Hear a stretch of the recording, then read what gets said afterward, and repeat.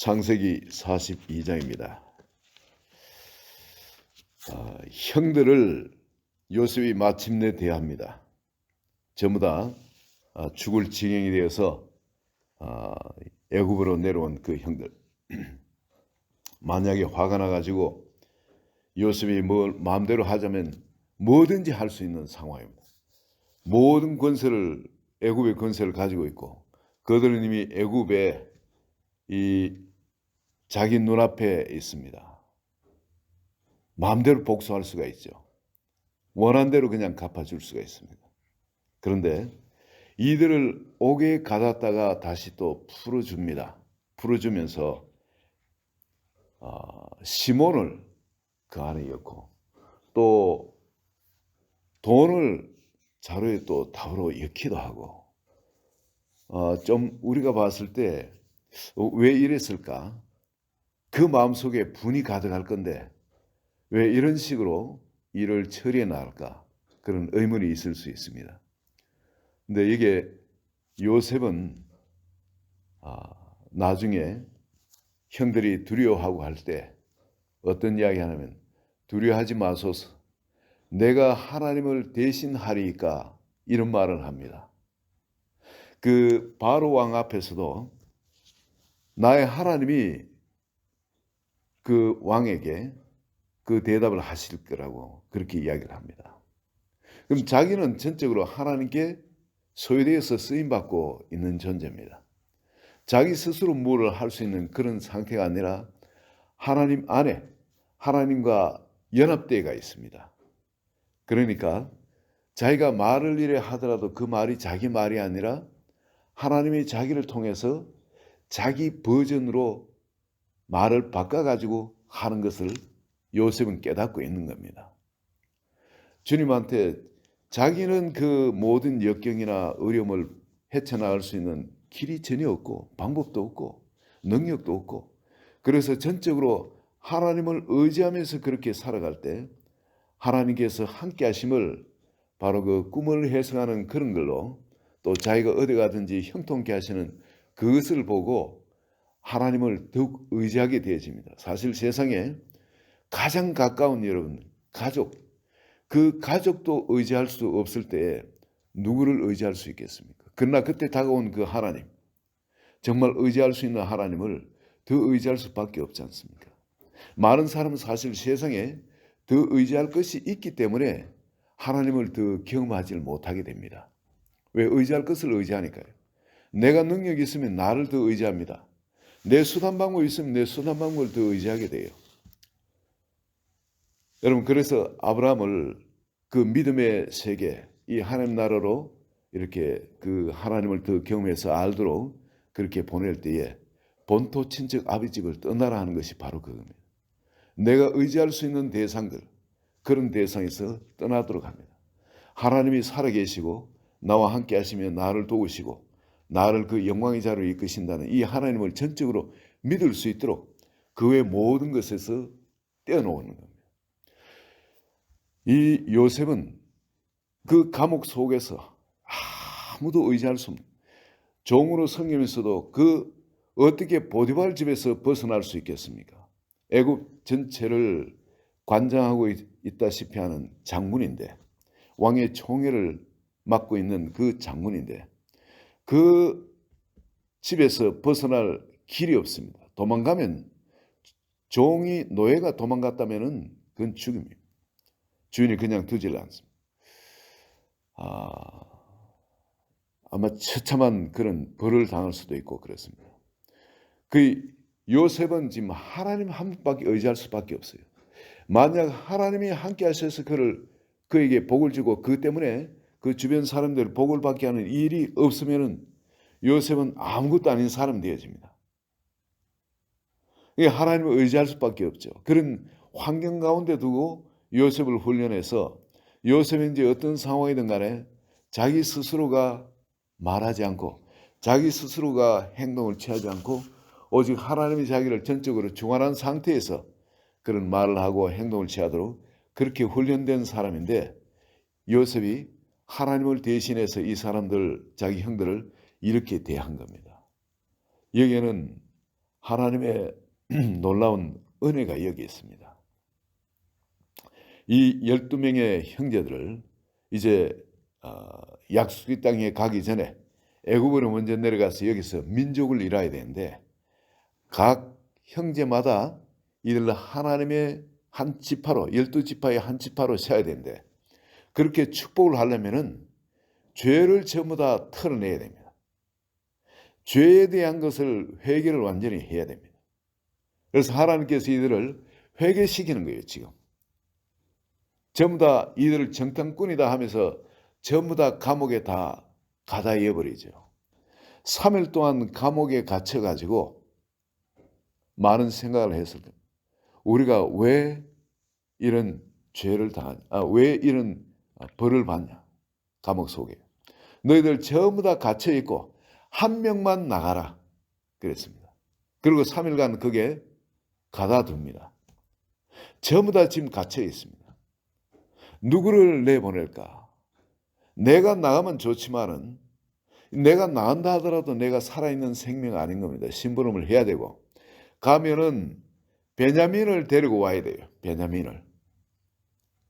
아버지한테 베냐민을 뺏어온다.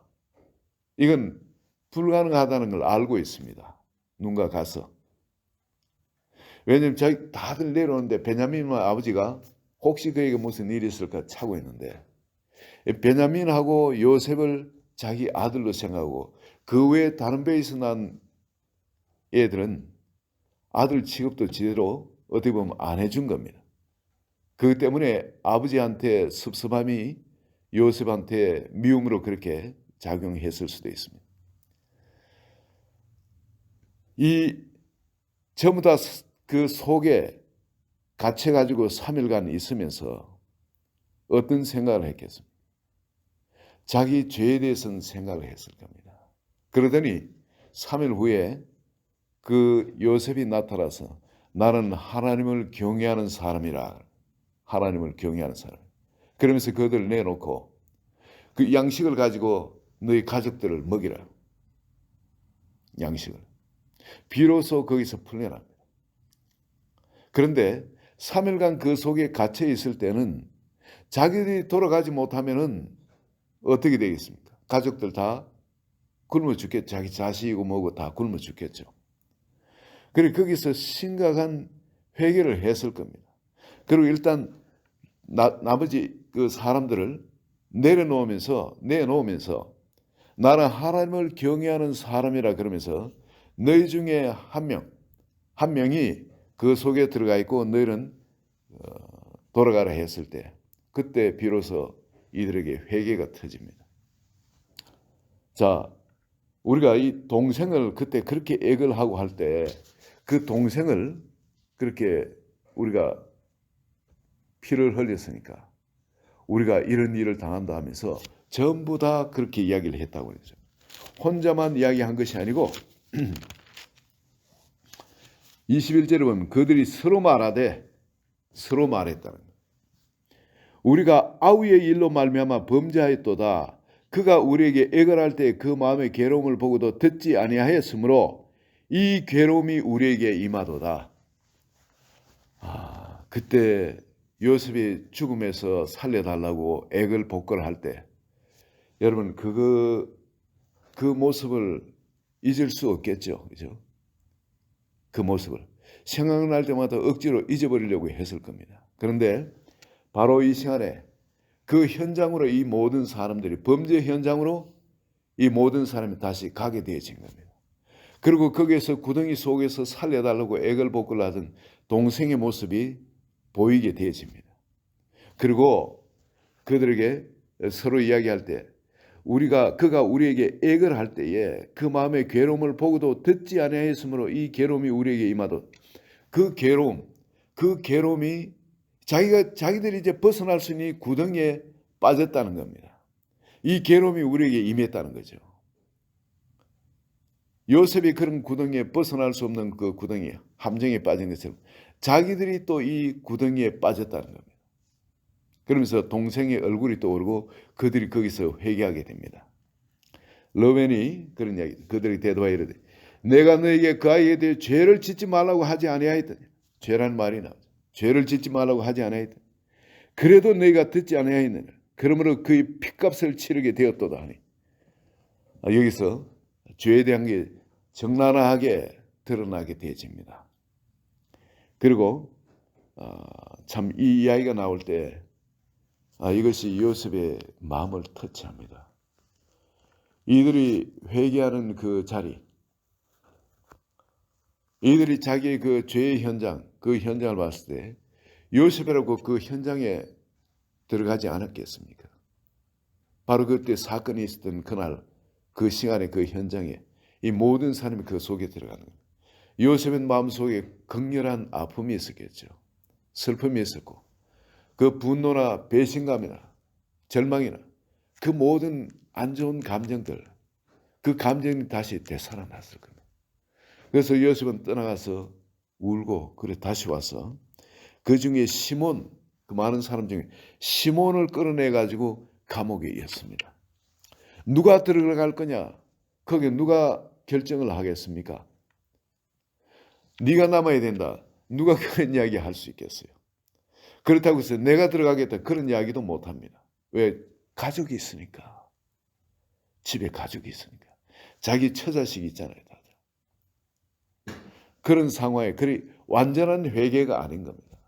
내가 죽어야 마땅할 그런 자다 하고 그런 자리에 들어간 사람은 아직은 없습니다.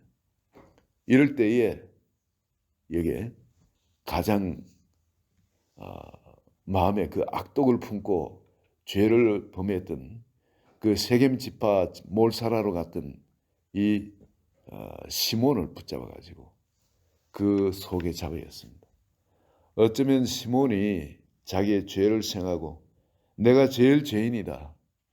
내가 들어가겠다. 그랬으면은 어쩌면 유다 지파가 축복을 받고 왕이 되는 것이 아니라 시몬 지파가 축복을 받고 왕이 나오는 그런 지파가 되는지 모릅니다. 바로 그를 통해서 예수 그리스도가 태어나는 그런 복을 받았을지 모르겠습니다. 그런데 시몬은 거기서 내가 들어가겠습니다. 그런 이야기는 없습니다. 그리고 1차 이까지 하고 그리고 시몬을 잡아였고 나머지 사람들은 돌려보내는데 그 시몬이 감옥 속에 갇혀가지고 하루 이틀이 아니고 자그마치 다음 해에 양식이 다 떨어져가 다음 해에 정말 고생을 할 때까지 정말 그때도 양식이 없어 굶어 죽을 때 적어도 그러면 1년인 겁니다. 한 1년간은 감옥 속에 시몬은 고생을 했습니다.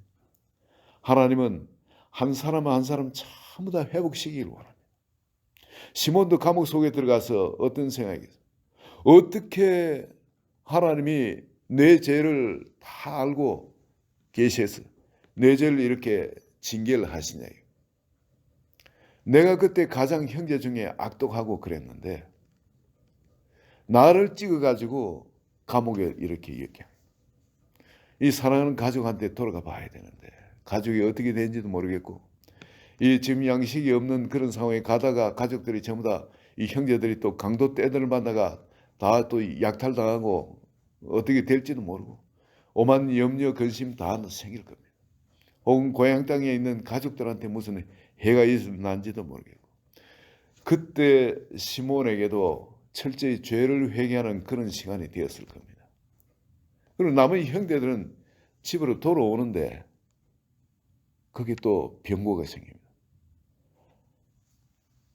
하나님이 요셉을 통해서 그들의 자루에 돈을 넣게 합니다. 돈을. 이들이 자루를, 곡식 자루를 여러분, 돈이 거기에 있는 거예요. 돈이. 얼마나 깜짝 놀랐겠습니까? 얼마나.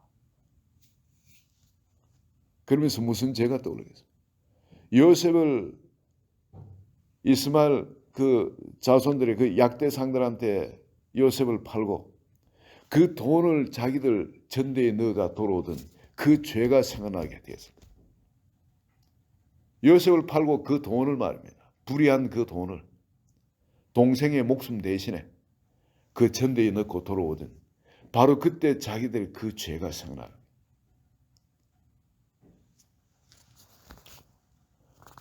그들이 28절에 한번 보시기 바랍니다. 그가 그 형제에게 말한 내 돈을 도로 넣었도다. 보라 자루 속에 있도다. 이에 그들이 혼이 나서 떨며 서로 돌아보며 말하되 하나님이 어찌하여 이런 일을 우리에게 행하셨는가? 하나님이 하셨다는 겁니다. 하나님. 정말 하나님이 하셨어요. 요셉을 통해서. 하나님이 어찌 우리에게 그들이 혼이 나서 떨며 서로 돌아보며 누가 죽게 되었습니까? 시몬이 죽게 됐죠. 아니 그 애굽의 그 재상이 자기들을 돌려보내니까 그 돈이 없어졌어요. 그러면 어떻게 되겠습니까? 시몬이 지금 죽게 되는 겁니다. 시몬이. 형제 하나를 목숨값으로 지금 자기들이 이 돈을 답으로 갖고 오게 되는 거 아니겠습니까? 요셉을 팔고 그 돈을 갖고 집으로 돌아가던 바로 그 상황 그대로 다시 연출되어진 겁니다. 거기서 이들이 또다시 철저히 회개해. 하나님이 어찌 이런 일을 하셨냐. 그러면서 그 상황 그대로 형제 하나를 팔고서 애굽에 팔고서 아니 그 애굽으로 내려가는 그 약대 상들한테 팔고서 돈을 갖고 돌아오던 지금 똑같이 또 형제를 팔고 지금 돈을 갖고 돌아오고 있는 거예요. 그들의 옛날에 지었던 죄를 철저하게 회개하게 하는 거예요. 여러분 하나님은 왜 이런 상황을 주시냐면 그 상황으로 다시 돌아가서 회개를 할 때 그냥 회개가 아니라 그러한 상황 속에 돌아가도록 해서 구체적으로 그 자리의 기억들을 회복시키기를 바랍니다. 치유라는 것이 말이죠. 치유. 우리에게 다가오는 이 모든 네거티브한 그 상황을 전부 다 네거티브로 해석을 했거든요. 이 12 형제들도 이 11 형제들도 그 요셉을 거기에다 팔고 돌아오면서 돈을 갖고 오면서 행복했겠습니까? 동생들의 울며 살려달라고 애걸 복하는 그 모습을 봤을 때 행복했겠습니까? 다들 마음에 죄책감이 있고 수치감이 있고 오죽하면 유다는 집을 나가버리고 그랬겠어요. 도무지 견딜 수가 없는 거예요. 형제들 보면 그런 생각나고 형제들 보면 또 그게 밉고 동생을 어떻게 그렇게 할 수 있냐. 유다는 거기서 죽이지 말자 그랬거든요. 러벤도 그랬지만. 근데 그 형제들하고 같이 산다는 것이 도무지 견딜 수 없었어요. 그런 아픈 추억들이 모든 사람한테 다 있는 거예요. 자기가 원한 대로 했지만은 속 시원하게 그냥 해버렸지만은 대신 영원히 괴로워하는 그 일이 우리 속에 있는 거예요. 죄는 이런 겁니다. 죄는 그냥 성질대로 해버리면 속이 시원한 건데 당신이 시원한데 문제는 휴증이 계속 남아가지고 고통받게 하는 거예요. 내가 당하는 거예요. 그래서 하나님은 이들을 온전한 복의 근원으로 세우려면은 우리 마음속에 이런 죄로 인한 수치가 없어야 됩니다. 정죄감이 없어야 돼요. 죄책감이 계속 우리를 억누르는 그런 일이 없어야 됩니다. 통로가 깨끗해야 돼요. 통로가 활짝 열려 있어야 됩니다. 이 통로가 열려 있으면 죄에 대한 문제를 내가 해결해야 됩니다. 내한테 죄가 있다면 이 모든 걸 나의 버전으로 내 중심으로 모든 걸 해결합니다. 내가 마음에 상처가 많을수록 내가 뭘 하고자 하면은 내 마음은 이런데 그 상처 때문에 그게 그런 반응이 나하지는 않아요. 전에 한 말씀드렸나요? 그 두 아이가 싸우는데 아주 험하게 자란 아이 청소년들이 싸우는데 근데 하나는 칼을 품고 사는 애, 작은 애는 당하면 당하지 않으려고 힘이 없으니까 항상 칼을 갖고 살아요. 좀 큰 애는 힘이 있어요. 근데 얘가 작은 애를 쭉 팼습니다. 그러니까 작은 애는 칼을 갖고 칼버림이 나. 큰 애한테 왜 그랬냐니까 친해지려고 그랬다. 좀 친해지려고. 친해지려면은 말도 부드럽게 하고 그냥 끄는 그런 식으로 나가야 되잖아요. 근데 친해지려고 하는 게 쭉 패는 거예요. 이 반응이 자기가 원하는 반응이 나가지 않고 역기능이 나가는 거예요. 역기능적인 그런 기능이 나타나요. 우리도 마음에 죄가 있고 상처가 있고 하면은 사람들과 관계할 때 여러분 이것이 표현을 할 때고 바로 나가야 되는데 이게 역기능적으로 이렇게 돼가 점점 꼬이게 되어지는 겁니다. 이런 죄는 정리되어야 됩니다. 우리가 하나님의 사람으로 축복을 받으려면 이 죄 문제가 해결돼야 돼요. 그래서 하나님은 이 12지파를 견고하게 세우고 이 12지파로부터 자손들이 그냥 번창하도록 그렇게 만들어야 되는데 그러게 하기 위해서는 이 한 사람 한 사람의 죄를 다스립니다. 지금 이게 축복의 과정이에요.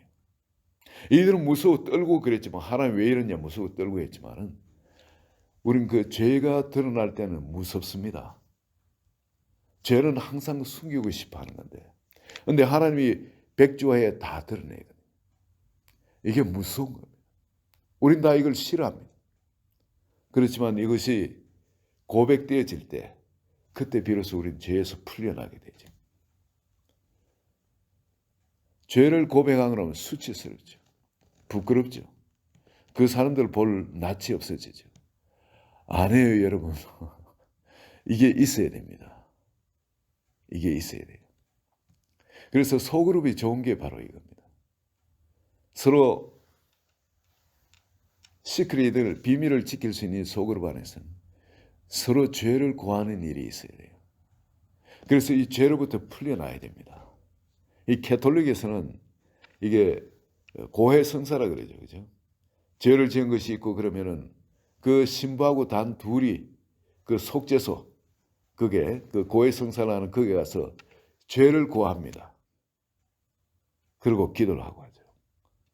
이 캐톨릭에서는 이 좋은 점이 그런 게 하나는 참 저는 아직도 금연은 캐톨릭에 여러 가지 비난하지만은 그거는 좋다고 생각합니다.